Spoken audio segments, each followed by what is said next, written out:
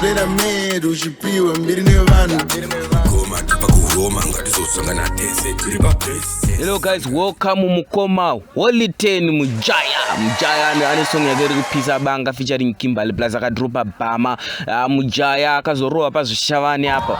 Ya akarowa but tangodzoka naye futi kuzvishavane tangoti mutambe mese mujairane makorokoza aiwa papachi kutamba maizwa nasa hakuna kurowana maizwa hakuna tinongorowana nemashoko chete ndisati ne rap battle featuring Mukoma Votes JT. So everybody welcome Mukoma Votes JT. Everybody knows him as the man behind Mukoma Brain.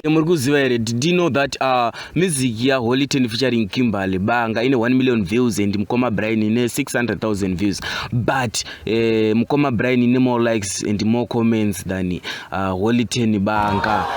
It's kind of weird, but much love to the both of you, those rappers. Mafia, I'm not tira maizo and nakra name maizo. That's why I invited you to this show. Crazy Zim Celebs. Don't forget to subscribe. Sakangana zita wazabozi. More videos will be coming soon. More shows will be coming soon. Mwana chika guys ka ma comment section unongo request out nini nduguda Holy 10 na macheso to what invite on for wears to what over beat to not takupisa kufura macheso baba.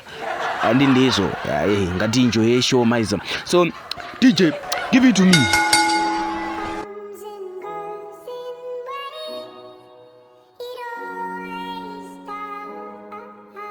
It's okay. 19 made this. JT.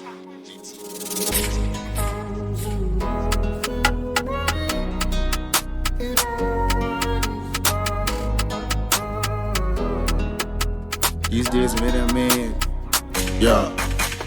These days when I made, ushipiwa mbiri nevanu. Zero try, abashipiwa mbiri nevanu. These days pakuda shkoro washe kudzidza udila nevanu. These days life my one, kumajiza na tema nevanu.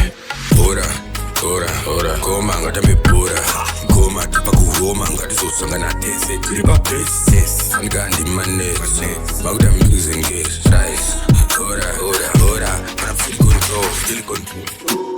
Too fast to battle nyaya, side is slow.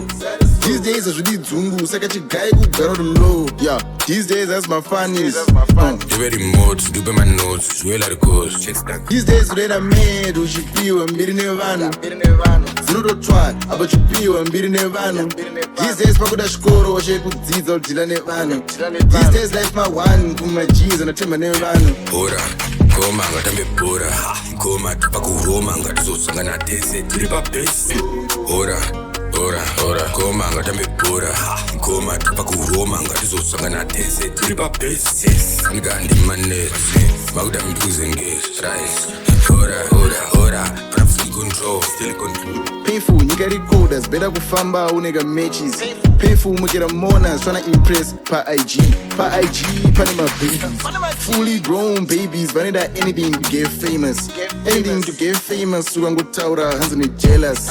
All day when I go out, taking pictures, hauna denas. All day mushita noise, mujigo taura, and those are my haters. Put in my post, but next year I'm down next go, I'll be busy. Put in my votes, yes, DJ typical hole.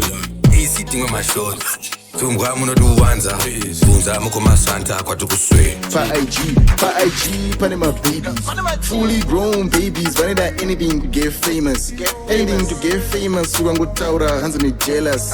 All day when I go out, taking pictures, hauna denas. All day mushita noise, mujigo taura, and those are my haters. These days I don't have problems, only get sick and this is a good trend. That's fact, that beat, that's Jack's church. Bring up your money, please don't bring up my past. Please don't fill my life. Please don't pick on my lads. Kid get psycho. Whole team voices deep, no speaking with high notes. If you really wanna know why then they can get. We share chicks. We don't make Netflix password. Then they go. Okay. These days when I made, ushipiwa mbiri nevanu. Zero try, abashipiwa mbiri nevanu. These days pakuda shkoro washe kudzidza udila nevanu. These days life my one, kumajiza na tema nevanu. Please don't pick on my lads. Kid get psycho. Whole team voices deep, no speaking with high notes.